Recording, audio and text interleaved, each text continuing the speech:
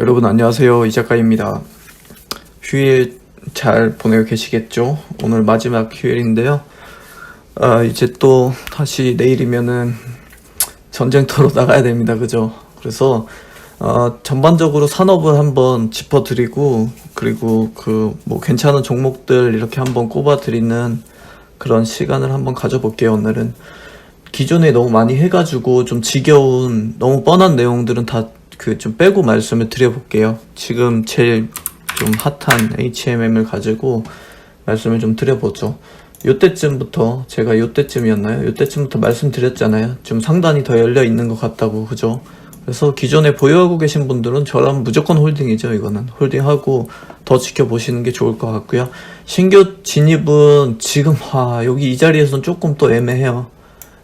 적어도 한 번 정도라도 눌림을 줬을 때 진입을 하시죠. 그쪽이 좋을 것 같고요. 기업 내용보다는 오늘은 산업 전반적인 그 내용을 정리해서 좀 이렇게 알려드릴게요. 지금 해운 쪽이 잘 가고 있잖아요. 그죠? 끝을 모르고 지금 가고 있는데, 이게 단순하게 그냥 매출이 좀 잘 나와서 계속 가는 거 아니야 라고 할 수는 없어요. 그냥 산업 전반적으로 좋은 흐름을 지속하고 있기 때문에 산업에 해당되어 있는 그 종목들이 가고 있는 거지, 이 기업이 가지고 있는 어떤 독특한 환경 때문에 가고 있는 거는 아니에요. 그래서 간단하게 살펴보면요. 결국은 조선해운 같이 말씀드릴게요.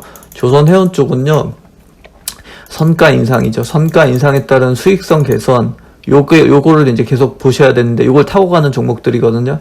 근데 2분기 이후에 탄력이 지속될 가능성이 저는 좀 더 높아 보여요. 이 두 산업 다. 그래서 2000년대 그때 왔던 슈퍼사이클보다 더한 사이클이 한번 오지 않을까라는 생각을 제가 공부하면 할수록 계속 갖고 있어요, 지금. 그래서 좀 더 지켜보긴 해야 되겠지만, 이게 보면은 2020년 제가 말씀드렸죠. 한 8월 정도부터 얘기가 나오기 시작했다고, 해운 쪽이. 그래서 요걸 보면은 이때부터, 이때는 아니고 요 정도부터 9월 정도일걸요. 9월 정도일 거예요, 아마. 요때부터 제가 상하이 컨테이너 지수 보셔야 된다 그랬죠, 해운 쪽은. 그 상하이 컨테이너 지수가 지속적으로 지금 우상향을 가져가고 있어요. 그래서 그게 결국에 이제 해운 쪽 업황으로 그대로 전이가 되겠죠, 그죠? 그래서 저도 지금 보면서 느끼는 거는, 그 당시에 한참 전이거든요. 10년 전에 그때 당시에 이제 슈퍼사이클 그 초입 때 환경하고 굉장히 유사하다라는 그런 느낌을 자꾸 받고 있습니다. 향후에 한 10년 정도 완전히 붕괴됐었거든요, 이쪽 시장 자체가. 근데 그 지점에서 지금 부활을 하고 있다는 거, 요 지점이다, 초입이다라는 걸로 인식을 하시면 될 것 같고, 요게 이제 과연 언제까지 탄력을 유지할 수 있을지를 좀 지켜봐야 되는데요. 제가 예상 발주액을 한번 계산을 해봤더니 20년 대비해가지고 대략 한 35% 정도 상승이 나올 것으로 계산이 좀 되더라고요. 그리고 업황은 최소한 1년 이상은 지속되겠는데 라는 계산이 좀 나왔거든요. 그래서 그거 좀 참고해보시면 되고요. 조선 쪽은 지금 수주가 지속될 거는 완전히 확실한 환경이에요. 이거는 조선 쪽은 더 이상 변수도 없어요. 그래서 향후에 한 2년 정도는 보여지거든요. 지속될 걸로. 근데 기업마다 이제 좀 내용은 좀 달라요. 그래서 강제 가격 인상 영향을 좀 받는 기업들, 그리고 신규 수주 공사 손실 충당금이라는 게 있거든요. 요거를 좀 잘 봐야 돼요. 그래서 지금 당장에 요걸 통해 가지고 일회성 손실이 나기가 굉장히 쉬운 타이밍이거든요. 삼성중공업 보셨죠? 어닝 쇼크 났어요, 여러분. 그래서 기업 선정을 정말 잘해야 돼요. 한국조선해양 같은 경우 이 추천주였죠. 조선해양 2번이나 드렸죠, 추천주로. 요 같은 경우는 특수선 매출 증가로 해가지고 선방을 해줬어요, 1분기 때. 그래서 괜찮게 나왔어요. 그냥 예상치 정도로 나와줬고, 현대미폰조선은 제가 최근에 괜찮다고 말씀드렸죠. 그래서 요거 같은 경우도 마찬가지 성과 인상을 통해 가지고 잘 방어해줬어요. 그래서 앞으로 수주 랠리가 나기 시작을 하면, 그때 과연 누가 탄력을 쭉 받으면서 갈 것인가, 그 기업 선정을 좀 잘 하셔야 되는데, 지금 이 업황 자체로는 증권가에서도 슈퍼사이클이 올 것이다 안 올 것이다로 좀 의견들이 좀 분분한 상황이거든요. 저는 일단 올 것 같은 느낌이 더 큰 쪽으로 그렇게 바라보고 있습니다. 그리고 해운 쪽 보시려면은 제가 상하이 컨테이너 지수 잘 보셔야 된다 그랬죠, 그죠? 요거를 좀 잘 보셔야 돼요. 요거를 기준으로 보시면 되는데, 지금 100포인트 넘게 상승을 지속하고 있었죠, 그죠? 3000포인트를 넘겨버렸어요, 그죠? 요게 지금 그 작년 말부터 계속 지속되고 있는 흐름이잖아요. 흐름을 타고 있는 거잖아요. 그래서 제가 말씀드렸죠. 지금 주가 지수 수준은 향후에 6개월간 이 업황이 지속될 것이다라는 그 전제라고 했잖아요. 그죠? 그래서 지금 여기서 만약 더 상승을 준다 그러면 그 이후의 시점도 더 그 지속적인 업황 흐름을 가져갈 것이다라는 그 예측인 거거든요. 그래서 그 호황을 보고 가고 있는 건데 그 과정을 좀 잘 살펴봐야 되겠죠. 그 과정에서 만약에 찬물을 끼얹을 수 있는 뉴스 하나만 딱 등장하더라도 굉장히 크게 엎어질 수 있으니까 그거는 좀 조심하시고요. 근데 제가 봤을 때 현재까지는 그럴 가능성이 높아 보이지는 않아요. 그래서 지난주에 산업 전망 설명드리면서 말씀을 드렸다시피 제가 보기에는 지금 이쪽 해운 쪽 업황이 지금 상단이 완전히 상단이 완전히 그냥 확 열려져 있는 느낌이거든요. 그래서 좀 더 지켜보시죠. 보유자분들께서는 좀 지켜보시고 지금 이미 2009년 이후로 최고치를 달리고 있어요. 그래서 주 노선이 미주 쪽하고 그 다음에 어디야 저기 유럽 쪽이거든요. 이쪽 운임도 고공행진을 계속 이어가고 있어요. 발틱 운임도 3000포인트를 넘겼어요. 이것도 2010년 이후로 최고치입니다. 그래서 그 이후로 10년간은 완전 지옥이긴 했지만요. 그거를 지금 역사적으로 처음 그 양시장 모두 벗어나고 있는 환경인 거잖아요. 그래서 자, 그 상하이 지수는 요 HMM에 영향을 많이 주고요. 그다음에 BDI 발티그님 지수는 페노션 같은 그 벌크선 영향을 크게 받는 종목들이 요 지수를 보셔야 됩니다. 근데 양쪽 지수가 지금 역사적인 기록을 깨고 가고 있다. 이렇게 전반적으로 이해를 하시면 되고요. 선박 부족이 지금 생각보다 심각해요, 여러분. 그래서 어디야 저기 수에즈 운하 그 사건 이후로 대체로 지금 저속 운항 기조를 유지를 하고 있거든요. 그러다 보니까 선박의 회전율 자체가 굉장히 낮아요, 지금. 그러면서 또 연료 가격도 낮아요. 그러다 보니까 수익률은 극대화될 수밖에 없는 환경인 거죠. 거기에 추가적으로 우리나라가 강점을 쥐고 있는 선박, 그 LNG선 쪽이 주목을 받고 있는 환경인 겁니다. 안 갈 수가 없는 업황인 거죠, 지금 자체가. 그죠? 이 내용에 대해서는 지난번에 간략하게 설명을 한번 드렸었죠. 선박 규제가 강화되면서 상대적으로 우리나라 기술력이 가장 좋다 그랬잖아요. 그죠? 업황도 가장 좋아요. 그래서 해당 물동량을 더 크게 증가시키는 요 방금 설명드린 것들이 눈앞의 요인들이라고 본다면요. 거기에다 플러스로 팬데믹으로 인한 그 위축이 장기화됐었죠. 2019년부터 그 2020년까지는 완전 지옥이었단 말이에요. 거기에다가 플러스 무역 분쟁까지 겹치면서 글로벌 업황들이 굉장히 빠른 속도로 지금 회복을 가져가고 있어요. 그러다 보니까 잠재적으로 가지고 있던 그 수요들이 한꺼번에 폭발한 거예요. 그래서 잠정 수주율을 제가 계산해 봤더니 한국이 800%가 넘게 나왔어요. 일본은 100%도 안 돼요. 중국도 마찬가지 저희 나라에 반토막밖에 안 됩니다. 근데 일본 같은 경우는 지속적으로 하향 곡선을 그리고 있어요. 아시아 그 강국 가운데서 유일하게 상승 곡선을 완만하게 그리고 있는 국가가 한국밖에 없어요, 여러분. 그 가운데서 이제 컨테이너 선이 성가 상승폭이 제일 크거든요. 이러다 보니까 컨테이너 선 성가 상승폭이 크면 누가 갑니까? 요 친구가 가겠죠, 그죠? 그래서 요런 업황들을 가지고 있는 걸 배경으로 HMM이 미쳐 날뛸 수밖에 없죠, 그죠? 지금 업황들을 보면요, 그죠? 그래서 주목할 거는 향후에 과연 이 업황들이 얼마만큼 호조를 지속할 수 있을지를 좀 보셔야 되는데요. 해운 업황 쪽은 뭐 지금 당장에 말할 것도 없고요. 제일 좋다 했죠, 제가. 해운 업황 쪽도 마찬가지인데요. 자, 차선책으로 조선 쪽도 만만치 않게 갈 걸로 저는 보고 있어요. 그래서 좀 지켜보시죠. 자연스럽게 해운 쪽이 잘 가게 되면요. 수주량이 증가할 것이고요. 그러다 보면은 자연스럽게 성가 상승으로 이어지거든요. 이게 기본 흐름이에요. 그러다 보면은 공급 부족이 지속해서 만약에 그 지금 현재 시점에 그 나고 있는 공급 부족 현상이 계속해서 지속된다. 그러면 여기에다가 이제 불을 붙이는 격이 되는 거죠. 그러면 이제 활활 타오를 수 있을 만한 그런 업황을 지속할 수 있는 흐름으로 갈 수 있겠죠. 그죠? 해운 쪽은 HMM 그리고 페노션 보시면 되고요. 조선 쪽은 한국조선해양하고 현대미포조선이 탑픽으로 저는 보고 있습니다. 이미 다 지난 시간에도 계속해서 말씀드렸던 것들이죠. 제 지난 산업글 한번 보세요. 거기 가면은 몇 개월 전부터 계속해서 말씀드리던 것들이고, 그 업황을 제가 그냥 이어간다라고 보시면 돼요. 기존에 설명드렸던 내용에서 뭐 추가적인 내용이 있을 수도 있잖아요. 긍정적이든 부정적이든. 그래서 그런 추가적인 업황이 나오면 설명을 드리는 건데, 지금까지는 조선해운 쪽이 별다른 특이사항이 안 보이고 오히려 조선 쪽 같은 경우는 좀 더 크게 갈 수 있을 만한 업황이 계속 나오고 있다. 이렇게 정리를 하실 수 있겠습니다. 아시겠죠? 그렇게 보시면 되고, 그 다음은 안 했던 거 해볼게요. 기존에 좀 많이 안 했던 쪽으로 해보면 식음료 한번 정리해 드릴게요. 최근에 좀 흐름이 좋죠, 그죠? 자, 해운 운임이 올라가면요, 자연적으로 농산물 가격에도 영향을 주거든요. 이게 무슨 관계냐라고 하실 수 있는데요. 아니에요. 이게 자연스럽게 해운 운임이 올라가면은 그 농산물들을 옮기는 수단이 되는 거잖아요. 그러면 당연히 이 농산물 그 기초 가격에도 영향을 줄 수밖에 없는 거예요, 여러분. 이게 기본 구조예요.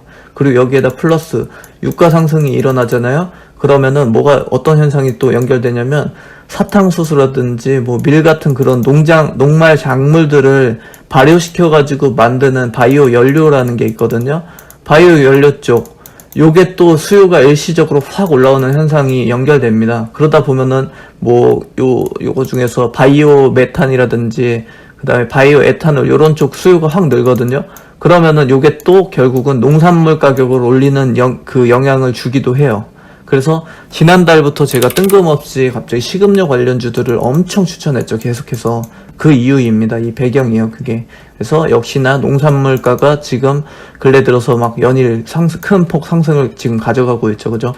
그 가뭄 문제도 조금 겹쳤을 거고요. 그 다음에 미국의 그 달러 약세 요인도 한몫을 했을 거예요. 그래서 그런 것들이 이제 종합적으로 해가지고 보는 건데, 안 갈 수가 없는 업황인 거죠, 이쪽도. 그래서 보통 곡물가랑 그 다음에 식료품가는요, 6개월 정도의 시차를 갖거든요. 그래서 곡물가 상승이 그 식료품가 인상으로 이어지는 그 주기를 한 6개월 정도로는 보는 거예요. 그래서 제가 이때 추천드리면서 한 하반기 정도부터는 식음료가 좀 갈 거예요 라고 했었죠. 그 이유입니다, 이게. 그래서 보통 이제 수확기가 10월부터 3월까지거든요. 미주 쪽, 그리고 남미, 브라질 요쪽은요. 근데 요게 만약에 가뭄이 심각해지잖아요. 그러면은 선물가가 갑자기 폭등을 해요. 그럼 어찌 되겠어요? 자연스럽게 가격 인상 속도가 빨라지겠죠, 그죠? 그래서 미주 쪽, 남미 이쪽 그 날씨를 좀 잘 보셔야 돼요. 요게 식음료 산업의 핵심 키입니다. 그래서 뭐 추천주 많이 드렸죠, 이쪽. 그 롯데칠성도 있었고, 롯데칠성이라든지 아니면은 오리온도 추천드렸었고요. 그리고 뭐 있었죠? 제가 추천주들이 다 기억이 잘 안 나요. CJ제일제당도 있었고, 뭐 많아요. 이쪽 괜찮은 기업들. 그래서 전 영역 다 괜찮다고 했었죠, 그죠? 너무 워낙 바닥 주가여서 그랬어요. 그래서 뭐 그쪽 날씨 좀 잘 지켜보셔야 되고요. 그게 이제 식음료 산업 전반적인 핵심 키라고 보고 있고요. 그 다음에 표면적인 거는 S&P 쪽에 그 GSCI 어그리컬처라는 지수가 있어요. 요거를 한번 보셔야 돼요. 요 인덱스가 결국에는 그 농산물 가격의 흐름입니다. 그래서 요거를 보셔야 돼요. 요거 영업 비밀인데 완전 다 알려주네요. 그죠? 정리 딱 제대로 써드릴게요. 요거 잘 못 보실 수 있으니까요. S&P 지수 가운데서 자, GSCI 그다음에 그래. 제가 마우스를 쓰다 보니까 좀 잘 이렇게 보시기 힘드시겠죠, 그죠? 이렇게 검색하시면 나오거든요. 그래서 아마 이런 식으로 우상향하고 있을 거예요. 이게 이제 농산물 가격의 흐름을 대변해주는 지표입니다. 그래서 요거랑 그다음 뭐 보라고 했죠? 남미 쪽 날씨 보시면 돼요. 이쪽 날씨하고 같이 요거 연동해가지고 보시면 농산물 가격 흐름이 곧 요 주가 흐름이 되겠죠, 그죠? 그래서 그렇게 같이 보시면 되고, 롯데칠성 괜찮고요. 오리온, 그 다음에 뭐 있었죠? 제가 이게 기억이 다 안 나가지고, 뭐 하이트진로, 롯데제가, 그 다음에 뭐 CJ제일제당 이런 거 다 괜찮아요. 이런 거 같이 다 보시면 되고요. 기억이 안 나니까 제가 그 카페 글, 제 지난 추천주 글을 좀 많이 보세요. 그거 보시면은 다 나오니까요. 그래서 상승이 컸나요? 제가 이거 기업들을 다 체크를 못 해가지고 그 추천주 드릴 당시에 언제 3, 4월 이때잖아요. 그때 좀 물량을 모으셨으면 괜찮았을 것 같은데, 아무튼 제가 만약에 길게 보고 잡아두세요 하는 기업들 있잖아요. 그런 거는 시장 영향 상관없이 적은 양으로 꾸준하게 사시는 게 핵심입니다. 적은 양으로 파란 불에 그냥 꾸준히 한 번에 담는 것도 아니고 그냥 차익 실현을 내는 것도 아니고 장기 우상향 봅니다. 장기적으로 중장기로 보세요 하는 기업들은요, 그런 식으로 들고 가시는 편이 좋습니다. 아시겠죠? 그리고 다음은 화장품 한번 봐드릴게요. 제가 이것도 안 본 지가 좀 됐는데, 우와, 완전 대박이네요. 그죠? 아모레퍼시 제가 얼마에 추천드렸는지 기억은 잘 안 나는데, 그냥 차트만 딱 봐도 대박인 걸 알겠는데요? 요때쯤 드렸잖아요. 그죠? 요 지점에서. 대박이네요, 진짜. 그죠? 안 보고 있었는데, 안 갈 수가 없었어요. 왜냐면, 4월 수출이 대박이 났어요. 70% 증가했어요, 여러분. 화장품 쪽이. 역대 최고치예요, 이거. 그래서 특히 중국 쪽이 대박이었고요. 그 다음에 홍콩, 일본, 미국까지 다 잘 나왔어요. 기초, 그 다음에 색조 다 좋았어요. 그러니까 안 갈 수가 없죠. 4월은 특히나 계절적 비수기거든요. 근데도 이러면 그냥 끝난 거죠, 뭐. 2분기는 그냥 무조건 잘 나올 거예요. 그래서 중국도 이제 그 팬데믹에서 회복기로 가파르게 지금 들어가고 있잖아요. 그러다 보니까 보복 소비가 좀 크게 나고 있어요. 그래서 2분기까지도 저는 굉장히 좋을 거라고 보고 있습니다. 그 이후에는 이제 국내 증시를 좀 잘 보셔야 돼요. 국내 경제 상황을 좀 보시면서 가셔야 되고요. 뭐 아모레퍼시픽 그냥 탑픽이고요. 그 다음에 코스맥스도 추천을 드렸었는데 그 이후에 본 적이 없어가지고, 뭐죠 이거 갑자기 왜 이러지? 훅 빠졌네요. 그죠? 무슨 이슈가 있었나? 제가 요거는 한번 체크를 한번 해볼게요. 무슨 이슈가 있었던 모양인데요. 한번 체크를 해보고요. 그리고 다음은 자동차 한번 봐드릴게요. 자동차 쪽 한번 같이 봐드릴게요. 자동차 같은 경우도 지금 어떻게 되고 있죠? 현대차 보면요, 그냥 계속 지지부진한 흐름이 이어지고 있네요. 그죠? 22만 선이 그냥 바닥 주가라고 봤었는데 이 지점에서 탈출을 하지 못하고 있네요. 현대 그리고 기아차 쪽은요, 미국에서 잘 팔았어요. 3월, 4월 역대 최다 판매 기록이 또 나왔고요. 딜러 재고도 끊임없이 줄어들고 있어요. K3랑 그 다음에 K5 엄청 팔았더만요. 이거 제네시스도 좀 많이 팔았고요. 그래서 5월도 그 역사상 최고치 판매액이 아마 나올 거예요, 미국 쪽으로는. 그래서 다만 이제 여기 문제가 되는 게 지금 생산 차질이죠. 그죠? 요게 이제 가장 큰 문제가 되고 있는데, 수익성은 그 끊임없이 계속 증가를 하고 있어요. 그 점은 굉장히 긍정적이라고 보고 있고요. 현재 조정 국면은요, 철저하게 차량용 반도체 수급 차질로 인한 주가 할인 요소다라고만 보시면 돼요. 특히나 완성차 업체들은 지금은 수출도 최고치 나오고 있고 재고도 최저치예요. 이 과정에서 만약에 지금 할인 요인이 과연 정당한 것인가, 중장기적으로 정당한 것인가에 대해서 많이 보라 하면은 저는 계속적으로 회의적으로 보고 있어요. 장기화 되지만 않는다 그러면요, 수급이, 그 차량용 반도체 수급 차질이 장기화 되지만 않는다고 하면 적어도 기존의 완성차 업체들의 그 기존 할인 요인은요, 좀 제한적이라고 보고 있어요. 일시적 현상으로 끝날 것으로 저는 보고 있고, 재고량으로 이제 충당할 수 있을 만한 그 지점까지 과연 이 당장의 판매 부진으로 크게 타격을 주지는 않을 수 있지만 그 생산 차질이 과연 언제 끝날 것인지 그거를 좀 같이 지켜보시면 될 것 같고요. 다만 이제 그 부품사 쪽들 있죠. 그쪽은 그 약간의 단기 생산 차질에도 엄청난 충격을 받기 때문에 좀 타격이 좀 클 것으로 그렇게 보고는 있습니다. 그렇지만 부품사 쪽도 마찬가지.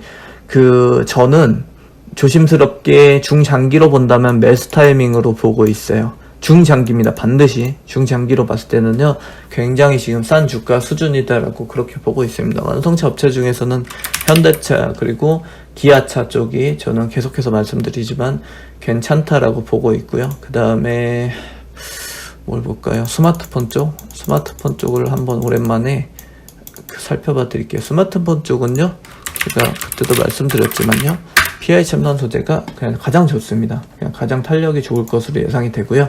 잘 팔고 있어요, 이쪽도. 멀리로는 애플이라든지 중국의 샤오미 쪽도, 그리고 우리나라 삼전도 전반적으로 다 잘 나오고 있어요. 여기에다가 제가 봤을 때는요, 하반기, 그러니까 6월 이후부터는요, 굉장히 큰 폭으로 아마 그 역대급 실적이 나올 것으로 그렇게 바라보고 있습니다. 이쪽도 마찬가지 반도체 공급 부족이 좀 심각한데요. 여전히 매출이 괜찮게 나오고 있거든요. 그러면은 하반기로 넘어가면 탄력이 굉장히 높아질 수밖에 없는 그런 업황으로 저는 바라보고 있고요. 5월까지는 조금 지지부진할 수는 있는데 6월 정도부터는 이제 점차 이제 그 회복기로 전환이 되면서 하반기부터는 큰 폭의 좀 탄력을 주지 않을까 그렇게 바라보고 있는 쪽입니다. 그리고 MLCC라든지 그 다음에 PI 필름 쪽은요 지금 공급 부족이 굉장히 심하거든요. 근데 이게 지속될 거예요. 계속해서. 그러다 보면은 어쩔 수 없어요. 하반기에 가격 인상이 나올 겁니다. 이거 불가피하거든요. 그러다 보면 이제 삼성전자 쪽으로 매출 비중이 높은 기업들을 좀 잘 지켜보세요. PI 첨단 소재 그리고 삼성전기 쪽도 괜찮고요. 이노스 첨단 소재도 괜찮아 보이고요. 거기에다가 지금 완전 죽쓰고 있는 MC넥스 있죠? 지금 주가 어떻게 돼가고 있나요? MC넥스. 제가 너무 기업들 너무 많이 봐야 돼서 다 챙겨보고 있지는 못하는데 완전 와 이렇게까지 빠졌네요. 그죠? 엄청난 저평가예요. 엄청난 저평가라고 보고 있고요. 중장기적으로 본다면 괜찮아질 기업입니다. 그 당장의 실적이 굉장히 크게 안 나왔는데 괜찮습니다. 이렇게 빠질 기업은 아니라고 봐요. 저는 중장기적으로 보면 괜찮아질 걸로 보고 있습니다. 삼성전기도 마찬가지예요. 크게 그렇게 걱정할 만한 그런 기업이 아니다라고 보고 있습니다. 그리고 의료 쪽 한번 정리해 드릴게요. 의료 쪽은요, 팬데믹 이후에 타격이 제일 컸어요. 이쪽은 필수 소비재가 아니잖아요. 그죠? 특히 미국 쪽은 완전 그냥 박살났어요. 제가 기억하는 2008년 금융위기 때 미국 쪽이 의료 쪽이 박살났을 때 한 5% 정도 감소가 났었거든요. 요번에 30% 정도 났어요. 20% 후반대 났거든요. 그러니까 얼마나 박살난지를 아시겠죠? 그래서 근데 지금 글로벌 업황이 어떻습니까? 백신 경제로 지금 계속해서 가고 있잖아요. 그러면 이게 이제 기저 효과가 이런 산업들은 굉장히 크게 날 수 있거든요. 이미 나고 있죠. 그죠? 엄청 나고 있잖아요. 의료 쪽 3월 그때 제가 엄청 강추했었죠. 그죠? 분기말 실적을 보니까요. 판매량이 거의 100% 증가했어요. 100% 좀 더 넘게 증가했거든요. 그러다 보니까 이제 글로벌 업황 전체가 전반적으로 회복세로 들어가기 시작하는 2분기 때는 더 하겠죠. 그죠? 우리나라도 만만치 않을 거예요. 소비자 지표 자체를 이해하려면 수출 경기를 잘 봐야 되거든요. 지난해 우리나라도 만만치 않게 박살났어요. 지금 이제 상대적으로 회복이 좀 더디고 있죠. 이 말은요, 앞으로 회복 여력이 좀 남았다는 뜻이에요. 그래서 시간이 좀 걸리겠지만, 결국에는 국내 내수 소비도 조금 더 늘어날 수 있다는 말이 되겠죠. 그죠? 미국의 그 추가 부양책 이후의 소비 지표들을 제가 싹 다 뒤져봤거든요. 근데 이쪽이 가장 큰 폭의 성장률이 나왔어요. 그래서 국내 OEM 쪽도 탄력을 계속 받을 수 있는 그런 업황이 될 수 있고요. 그 다음에 소비 여력을 감안한다 그러면요. 제가 봤을 때는 한 10% 이상 정도는 추가 성장이 가능성이 좀 보여집니다. 제 눈에는. 그래서 이미 주가들이 막 진짜 미쳐 날뛰고 있죠, 여기. 그래서 타점을 한번 잘 잡아보세요. 추천주들을 많이 드렸었죠. 한세실업도 드렸었고, 잘 가고 있네요. 그죠? 화성 엔터프라이즈도 한번 와 대박이네요. 그죠? 이쪽도 드렸었고 그리고 휠라홀딩스도 드렸었고요. 엄청나네요. 그냥 전부 다 뭐 날뛰고 있네. 또 뭐 있었는데 제가 기억이 다 안 나요. 그러니까 그냥 지난 제 추천주라고 해가지고 적어드렸던 그 기업들을 한번 쭉 잘 살펴보세요. 거기 다 나와 있으니까요. 아시겠죠? 그리고 저도 좀 쉬어야 될 것 같아서 좀 빨리 끝낼게요. 오늘도 금융주 한번 살펴드리고 정리할게요. 애매하다고 했죠. 그죠? KRX 은행지수를 보면 돼요. 이쪽은요. 그래서 지속 상승을 하고 있기는 해요. 1분기 실적 제가 잘 나올 거라고 했죠. 1분기 실적까지는 무난하게 나올 거라고 했잖아요. 그죠? 분명히 잘 나올 것으로 예상을 했는데 선반영이라서 조금 위험할 수도 있다 이렇게 봤는데 최근에 미국의 재무장관이 갑자기 금리 인상 발언에 애매모호한 발언을 했어요. 그죠? 뭐 느긋하게 올리겠다는 식으로 그런 식으로 얘기를 했는데 금융주 쪽이 향후에 그 금리 이슈 때마다 꿈틀거릴 수가 있어요. 그래서 단타 위주로 본다면 요쪽도 조금 관심을 가져도 괜찮을 것 같아요. 이거는 예전에 제가 거시경제 쪽 전해드리면서 말씀을 드렸었는데요. 파월이 2021년도 그러니까 향후에 장기간으로 금리 인상은 절대 없을 것이다라고 못을 박았잖아요. 그죠? 근데 그게 이제 대화 형식으로 제가 장난치면서 그거를 믿으라는 거냐 하는 식으로 막 따져서 적었던 글이 있거든요. 그 내용이에요. 그러니까 금리 인상 없이 장기간 유동성을 공급한다는 거는 경기 회복 국면의 입장에서는 앞뒤가 전혀 맞지 않는다고 말씀을 드렸죠. 그죠? 그래서 결국에 뭐가 거짓말이냐라고 한다면 금리 인상 막을 것이다라는 게 거짓말일 것이다라고 했잖아요. 느긋하게 하겠다라는 것도 어쨌든 하겠다라는 건데, 제가 보기에는 올해 하반기에는 분명히 논의가 나올 것으로 보고 있고요. 그 다음에 빠르게 된다면은 연말 정도에는 금리 인상이 이루어질 수도 있겠다라고 보는 쪽이에요. 그래서 그때를 대비해가지고 해지로 들고 계셔도 괜찮을 것 같아요. 많죠. 금융주들 엄청 많죠. KB금융, 그 다음에 BNK 금융지주도 있고요. 그 다음에 우리금융지주도 있고, 하나금융지주, 그리고 신한금융지주도 있고요. 보험 쪽으로 본다면 하나생명이 좀 전 좋게 보고 있고요. 그렇게 정리를 하시면 될 것 같아요. 단기 이슈로 좀 들고 가셔도 괜찮을 것 같고요. 반도체는 그만할게요. 너무 지겹죠. 진짜 너무 많이 말씀드려가지고 횡보 국면인데요.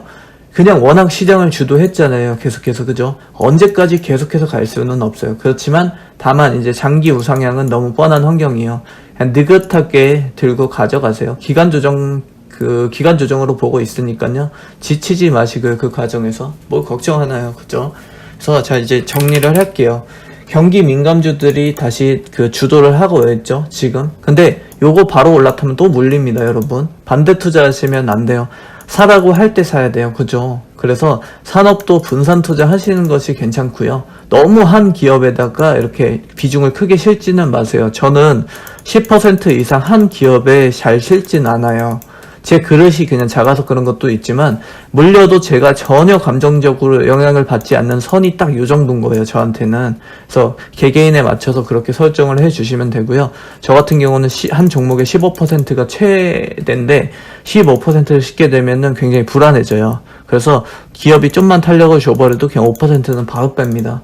그래서 이건 제 성향이니까 그냥 참고만 해주시고, 자, 오늘 빼먹은 산업들은 기존에 제가 너무 많이 반복해가지고 그냥 빼고 가려고 하는 거예요. 그래서 그냥 간단하게 산업이랑 그 다음에 종목들 대충 봐드렸으니까요. 종목 공부 좀 더 해주시고, 지난 글 보면은 종목들도 다 나와있고 산업 정리글도 비슷한 맥락으로 다 적어놨거든요. 그거 좀 같이 보시면 될 것 같아요. 빼먹은 산업들은 차후에 또 시간 내가지고 제가 해드릴게요.